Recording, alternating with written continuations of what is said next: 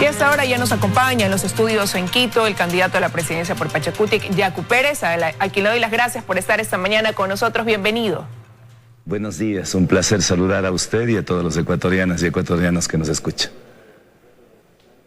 Bueno, el día de ayer entregaron ya al Consejo Nacional Electoral 16.086 actas con inconsistencias, impugnando así los resultados que el CNE hizo oficiales el fin de semana. ¿Qué esperan de aquí en adelante una vez que entregaron lo que ustedes consideran son pruebas de un fraude electoral? En realidad, más tarde, casi en la noche, ajustamos más. Ya no son 16.086 actas, sino son 20.000 actas, 20.050 actas con inconsistencias que entregamos en el Consejo Nacional Electoral, amparados en lo que dispone el artículo 242 del Código de la Democracia.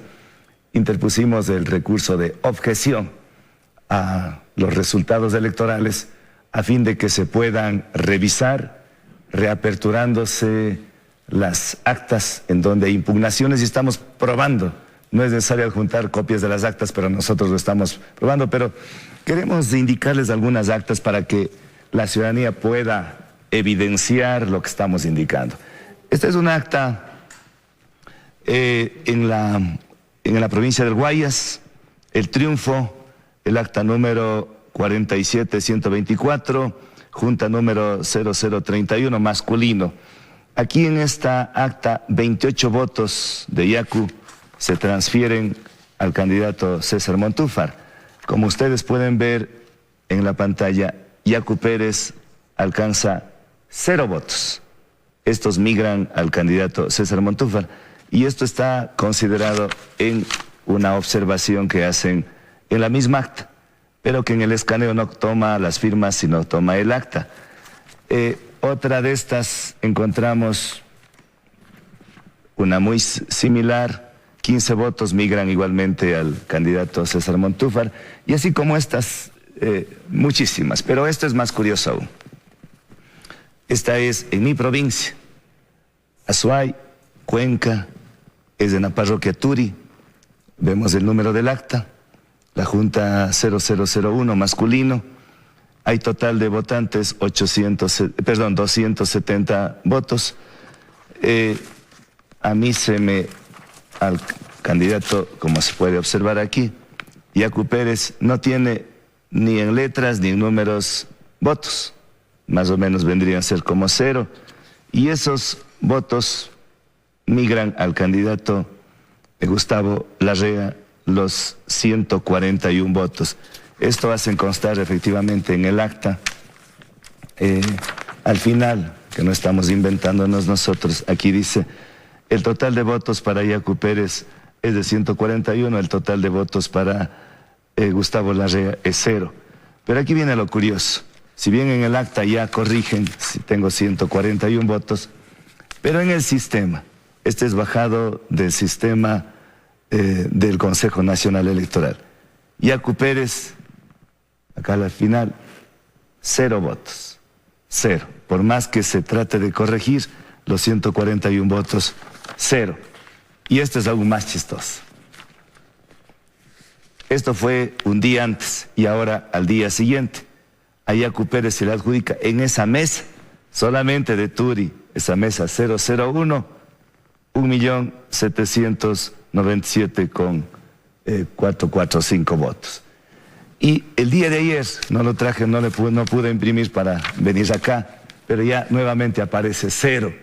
O sea, lo que estoy con esto indicando es que el sistema informático está constantemente manipulándose dentro del sistema, por parte del Consejo Nacional Electoral. En definitiva, el día de ayer presentamos esas más de 20.000, ojo, 20.000 actas, de 20.000 juntas electorales, de un total de 39.500 existentes en el país, y presentamos 20.000. Hay más de la mitad de las actas en el país que tienen inconsistencias. Si solamente habrían inconsistencias por cada acta, unas 3 votos que se me perjudicó, porque el sistema informático está tan bien diseñado para realizarse el fraude.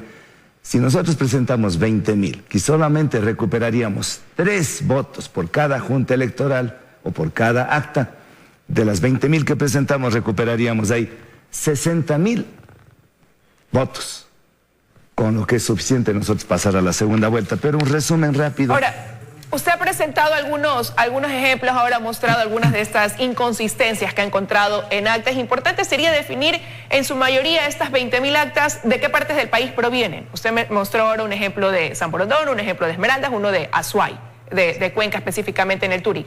Pero en su mayoría, ¿a dónde han encontrado la mayor cantidad de irregularidades? La mayoría de inconsistencias, irregularidades, anomalías que hemos visto es Guayas en este orden jerárquico. Guayas, Manabí, Los Ríos, Pichincha, y de ahí vienen el resto. Es que es increíble cómo en Guayas se manipuló, igualmente en Manabí. Es entendible en Manabí quien estuvo muy de cerca del proceso electoral, es el suegro del señor Arauz, quien a la vez era rector de la Universidad Técnica de Manabí, creo que ahora fue destituido, pero sigue en funciones. Entonces ahí se manipularon absolutamente todo, era increíble cómo me contaron que primero no les dejaban ingresar a nuestros veedores, observadores, y todo fue una cantidad de irregularidades. Si en mi propia ciudad, en Cuenca, se cometieron estas irregularidades, ¿qué esperar en el resto de provincias? Y queremos confesar que nosotros no tuvimos dinero para pagarles 20, 30 dólares a cada observador como lo pagaron los otros partidos. Y se requería cerca de 40.000 observadores de Pachacuti. No la tenemos. Y por eso, claro, hicieron lo que hicieron. En muchas actas, en Guayas, solamente hay observadores de los socialcristianos y de Creo. Entonces, claro, en Arcabiesta dicen, el justo peca. Eso era la gran diferencia. Ahora, y si el Pleno del CNE no responde favorablemente a este pedido de impugnación que están realizando, ¿van a aplicar los otros recursos que se prevén pues dentro del Código de la Democracia, quizás llegar hasta las instancias del Tribunal Contencioso Electoral? En efecto, el Consejo Nacional Electoral, sus 5 vocales, tienen una oportunidad histórica de reivindicarse, no con Yacu Pérez, con el país. No se debería vulnerar la voluntad de los ecuatorianos. Esto nos trae a colación un pasaje histórico. 1532, recordemos, Francisco Pizarro viene por El Dorado, acá al Ecuador, y ahí con 150 soldados le aprenden a Atahualpa, que tenía más de 30.000 soldados después de terminarse la guerra con Huáscar, y le aprisiona, y por el engaño. Y luego viene el rescate. Llegan a un acuerdo, Francisco Pizarro y Atahualpa. Llega el acuerdo de rescatarle, devolver la libertad a Atahualpa a cambio de entregarle un cuarto de oro. Atahualpa cumple con aquello. Francisco Pizarro rompe la palabra, no honra los acuerdos, le vale. Eso es lo que pasó acá. Acá se llegó a un acuerdo para abrir el 100% de las urnas en Guayas, el 50% en 16 provincias. Y para eso el Consejo Nacional Electoral dijo, pero ustedes tienen que presentar las pruebas de las provincias. Presentamos al siguiente día 5 actas como estas de las 16 provincias. Pero ahí el candidato de Creo se echó para atrás. El Consejo Nacional Electoral no tuvo la fortaleza de decir tiene que cumplirse. Además, ellos estaban de acuerdo a lo que dispone el artículo 141 del Código de la Democracia, facultados para revisar, reaperturar las actas. Fue una burla a la misión de la OEA. Se burlaron de todos los ecuatorianos, o sea, ese acuerdo no sirvió para nada. Pero ese acuerdo no se comenzó a romper una vez que usted envió una carta, horas después, una carta individual al CNE, porque ahí lo que se dijo es, usted envió primero esa carta, después el candidato Lazo envió otra carta, donde dejaban de lado lo que se había acordado después de una larga reunión, precisamente en el Consejo Nacional Electoral. La verdad es única. No hay dos verdades. La verdad no es relativa. La verdad es única. Y en presencia del señor candidato de Creo, en presencia de los 5 vocales y ante la prensa, se acordó que van a reaperturarse el 100% Guayas y el 50% de las 16 provincias, que yo demuestre que hay inconsistencias. Y para demostrar, fue mi compromiso, fue a pedido del Consejo Nacional Electoral, que yo pruebe que hay inconsistencias en las 16 provincias que yo solicito. Yo inicialmente solicité la reapertura de las 24 provincias, de las juntas receptoras de las 24 provincias, pero el CNE dijo, tiene que usted probar, pruebe. por lo menos 5 actas por provincias donde usted quiere que sean revisadas. Eso es lo que presenté al siguiente día. Aquí hay inconsistencias. Señor Pérez, y usted presentó también, se presentaron denuncias en Fiscalía, pedidos en la Contraloría, estos a su vez se derivaron al Consejo Nacional Electoral por parte de estos organismos y lo cierto es que el CNE ha negado que la Contraloría pueda hacer esta auditoría informática y no ha proporcionado la información también que requería la Fiscalía en cuanto a la base de datos. ¿Qué opinión le merece esta respuesta por parte del Consejo Nacional Electoral ante esos pedidos? En efecto, y todo nuestro pedido ha sido transparencia. No puede haber democracia sin transparencia y no puede haber transparencia sin apertura de las urnas, del paquete electoral. Frente a eso, mis compañeros asambleístas presentaron una denuncia penal por fraude electoral ante la Fiscalía, que se investigue. La señora Fiscal General de la Nación abrió una indagación previa y solicitó al juez de fuero que merecen los señores integrantes del Consejo Nacional Electoral, para que autorice para realizar el peritaje del sistema informático, del proceso como se llevó a cabo.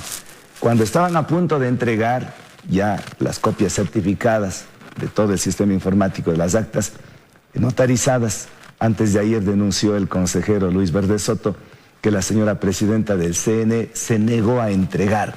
Eso es lo que antes se conocía como la figura penal de desacato, hoy es incumplimiento de autoridad. Y eso es otro juicio penal contra quienes se niegan a entregar la información. La gran pregunta es aquí, ¿por qué tanto miedo de aperturar las urnas? ¿Por qué se niegan a abrir las urnas, a abrir los paquetes electorales? Si quien no ha cometido ninguna travesura, ¿por qué se le tiene pánico a la reapertura? Yo se lo dije y después repitió el señor candidato Guillermo Lasso, quien nada debe, nada teme. Yo sería el primer interesado si estaría en el espacio del señor Lasso o en su defecto, estaría siendo vocal del Consejo Nacional Electoral para que no haya dudas, para que las dudas del fraude electoral no se vuelvan una certeza. Sería el más interesado en aperturar las urnas. Por eso hoy hemos vuelto a insistir a los señores vocales, a los 5 vocales del Consejo Nacional Electoral.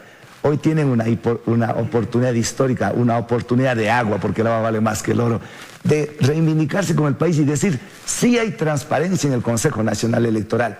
Ábranse las urnas, revisen el sistema informático, revisen cómo se realizó este proceso electoral. Si bien incumplimos con el artículo 145 del Código de la Democracia, que obliga a entregar transparentemente la información. Ojo, en la página web del Consejo Nacional Electoral no estaban los resultados por provincias, cantones y parroquias, se les subió a la nube. Y en el espacio de la nube, quien no tenía el código simplemente no podía entrar, ningún ciudadano podía entrar, cuando es obligación, de acuerdo al Código de la Democracia y por el principio de transparencia, de publicidad, de entregar a todos los ciudadanos, a los 18 millones de ecuatorianos, entregarles día a día actualizados los resultados, tanto de resultados presidenciales, de asambleas y todos. Pero aquí en este caso el fraude es completo. Solo quiero darles un último dato. Ahora,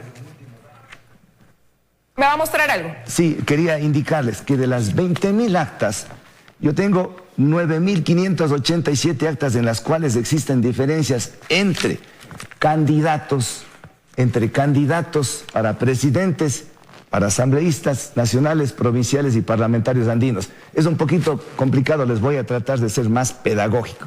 Cuando uno ingresa al recinto electoral, uno entrega la cédula y firma una sola vez. Y una vez que firma una sola vez, le entregan una papeleta para presidentes, asambleístas nacionales, provinciales, parlamentarios andinos. Le entregan 4 papeletas.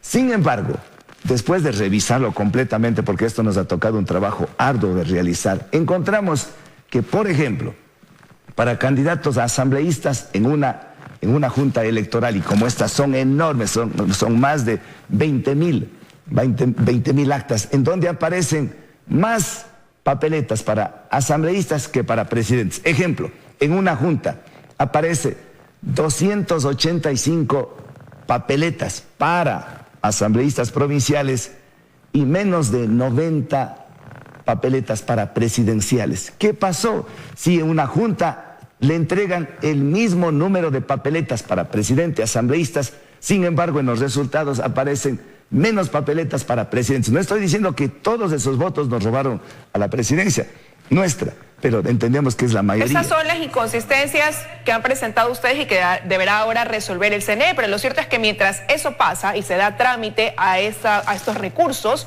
ya los dos candidatos que fueron proclamados pasarían a la segunda vuelta electoral, están intentando captar los votos que no tuvieron en esa primera vuelta. Hace unos días aquí el candidato por la Alianza UNES, Andrés Arauz, decía que están en conversaciones con la ID y con Pachacutic. ¿Están conversando ya el candidato Arauz con su movimiento? Nosotros dijimos clarísimo, ni sueñen que van a ser apoyados ninguno, ni UNES ni Creo por Pachacutic. Al menos eso es mi posición. Obviamente que yo soy profundamente respetuoso de la autonomía, de la libre determinación de cada persona, de cada ciudadano, pero del mismo movimiento nuestro que es Pachacutic. Tendrá que hacerse un consejo político y ahí resolver. Pero de mi parte, jamás, porque además yo no puedo apoyar a alguien quien hizo fraude. O sea, entran a la casa, roban las cosas y después dicen, apóyenme. O sea, ¿a quién me roba? Me sacaron las cosas de mi casa, después volverle a apoyar. Además, ¿con qué cara un candidato que llega a un acuerdo, que firmamos un documento, bueno, no se firmó en realidad físicamente, pero que llegamos a un acuerdo con testigos de la misión de la OEA ante la autoridad electoral, la máxima autoridad del CNE, y después se echa atrás? O sea, si antes de ser presidente no honra la palabra, rompe los acuerdos, ¿qué esperar cuando sea presidente? O el otro candidato que sabemos de la década ganada, claro, ganada de unos nuevos ricos, pero el desastre de la mayoría. Al menos nosotros, particularmente yo, jamás vamos a votar porque representamos la tercera vía. Representamos. Esa es su opinión personal y usted aquí lo reconoce, pero lo cierto es que Pachacutic, en caso de que una vez que se revisen todos los recursos presentados, se mantenga el mismo resultado que ya anunció el Consejo Nacional Electoral, tendrán que definir una postura y apoyar a uno de los candidatos. Y en este espacio, la dirigente indígena, por ejemplo, Lourdes Tibán, reconoció en su momento que habían bases que dentro del movimiento Pachacutic y de los movimientos indígenas que todavía pues guardaban una relación o una inclinación por el modelo de gobierno que estuvo en el país durante 10 años. Y aquí incluso el prefecto de Cotopaxi, Jorge Guamán, también decía que están divididos, que hay posturas que apoyarían a un lado o a otro lado y que tenía que haber una asamblea y tomar una decisión. ¿Le preocupa que esa decisión conjunta o mayoritaria que se llega a tomar se inclina hacia un candidato con el que usted ahora pues ha dicho que no comulgan ideas, aunque ellos mantienen que son más las coincidencias que las diferencias entre ustedes? Bueno, hemos visto que a pesar del fraude, nosotros tenemos casi 2 millones de personas que confiaron. Y si sería solo del movimiento indígena que nos ponen un 4% en el histórico que hemos tenido, hoy tenemos una representación enorme, no solamente de la población de mis hermanos indígenas, sino de otros sectores. Y por eso siempre no me cansaré de agradecerles de todo corazón por ese apoyo gigante que tuvimos de la ciudadanía en general, de diferentes sectores sociales del país. Pero este rato decirle que están divididos unos por UNES y otros por Creo, no es así. Yo no he visto, no se ha hecho ninguna encuesta, no se ha hecho ninguna reunión, ninguna asamblea, que si cada uno tiene una posición de nuestros compañeros que tienen alguna afinidad, que siempre lo han manifestado, con UNES, con Correa y otros con Creo. Aquí nuestra posición es una tercera línea, la línea de la ecología, de la izquierda ecológica, de la izquierda comunitaria, de la izquierda honesta, de la izquierda anti-extractivista, porque los otros candidatos son extractivistas, los otros candidatos han tenido pues sus travesuras por algo, están prófugos de la justicia, y apoyar a ellos que tanto nos criminalizaron, nos explotaron el Yasuní, intentan explotar las fuentes de agua a través de la minería, o sea, con ellos ahora entregarnos. ¿Por qué entonces podríamos haberlo apoyado en primera vuelta mismo y no haber participado como Pachacutic? Nosotros tenemos un proyecto político propio, autónomo, independiente, que este rato tenemos un enorme respaldo, es decir, vamos a hipotecar todo nuestro proyecto político apoyando a Creo y a UNES. No nos parece conveniente, precisamente por eso hoy vamos a tener, y les invitamos a los sectores sociales y políticos de Quito, del país, hoy a las 5 de la tarde, en la sede de Pachacutic, que está ubicado en Alugo y Ladrón de Guevara, a todos los sectores, gremios de médicos, abogados, arquitectos, sectores sociales, food, maestros, partidos políticos. Le invito a los señores representantes, al candidato Javier Hervas y todo a tener una reunión hoy a las 5 de la tarde para diseñar, no pensando solamente no es mi obsesión ser yo el presidente de la República, más bien pensar en los ecuatorianos, pensar en el futuro, pensar en nuestros hijos. Creo que ese es el mayor reto y desafío que tenemos los ecuatorianos. Quiero agradecerle que haya estado esta mañana con nosotros aquí en los desayunos de 24 horas. Estaremos atentos a cómo el curso, el que tomen las cosas una vez que ha presentado las impugnaciones y cuál será la postura que adopte Pachacutic frente a los resultados que eso arroje. Gracias por haber estado con nosotros. Un fuerte abrazo, un lindo día. Gracias.